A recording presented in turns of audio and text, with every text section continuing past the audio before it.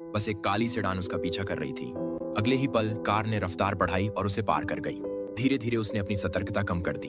अचानक एक आदमी सड़क के किनारे से दौड़ता हुआ आया और उसका रास्ता रोक लिया। उसने बंदूक कनपटी पर लगा दी और उसे गाड़ी में बैठा लिया।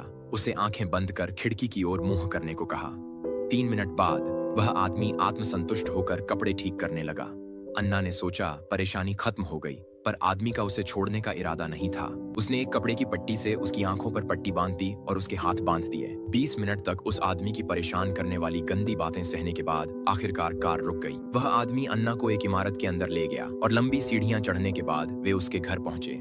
उस आदमी ने उसके हाथों की रस्सियां खोल दी। अन्ना ने धीरे धीरे अपना सिर उठाया और आंखों पर बंधी पट्टी की छोटी छोटी दरारों से अपने आसपास का माहौल देखने की कोशिश की। जब उसे अपने कपड़े उतारने का आदेश दिया गया तो अन्ना ने वैसा ही किया। वह जानती थी कि उसे नाराज नहीं करना चाहिए। अब उसकी प्राथमिकता सिर्फ जिंदा रहना थी। उस आदमी ने उसे घसीटते हुए बाथरूम में ले जाकर बेरहमी से नहलाया, फिर वापस बेडरूम में ले जाकर उसके हाथ दोबारा बांध दिए। फिर उसने अपनी बंदूक अन्ना की जांघ के अंदरूनी हिस्से से उसके सिर तक सरका दी। यह साफ चेतावनी थी कि भागने का कोई भी विचार दिमाग में न लाए। अगली सुबह जल्दी अन्ना की दादी ने पुलिस स्टेशन में उसकी गुमशुदगी की रिपोर्ट दर्ज कराई। जैसे ही वह आदमी अन्ना पर फिर से हमला करने वाला था, अन्ना ने अपना भागने का प्लान बनाना शुरू कर दिया। रात भर की अपनी निगरानी से अन्ना ने यह समझ लिया कि उस आदमी के मन में औरतों के प्रति गहरी नफरत है, वरना वह उसे बार बार गालियां क्यों देता। सावधानी पूर्वक और भरोसेमंद शब्दों के साथ अन्ना ने धीरे धीरे उसका विश्वास जीत लिया। उसने न केवल अन्ना के हाथों की रस्सी खोली, बल्कि उसके लिए सोच समझकर नाश्ता भी तैयार किया। हालांकि टेलीविजन पर एक समाचार रिपोर्ट ने अन्ना की जान लगभग ले ही ली थी। वह आदमी घबरा गया। स्पष्ट था कि खबर में लापता लड़की अन्ना ही थी।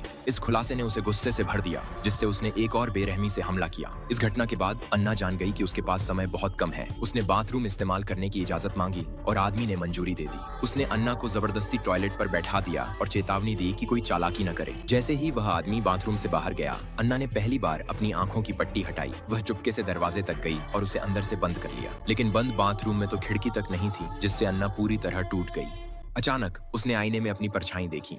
खुद को शांत करने के बाद उसके चेहरे पर दृढ़ निश्चय झलकने लगा। उसने जानबूझकर अपनी उंगलियों के निशान आईने के किनारे, तौलिया रैक और टॉयलेट की रिम पर छोड़ दिए, ऐसी जगह जिन्हें तुरंत कोई नहीं देखेगा। बाहर वह आदमी बेचैन होने लगा। अन्ना ने उसे गुमराह करने के लिए टॉयलेट फ्लश कर दिया। जब उसने दरवाजा बंद पाया तो उसका सब्र जवाब दे गया। उसने मेज से अपनी बंदूक उठाई और गुस्से में बाथरूम की ओर बढ़ गया। अन्ना की जिद के सामने उस आदमी ने उसे एक और सबक सिखाने का फैसला किया।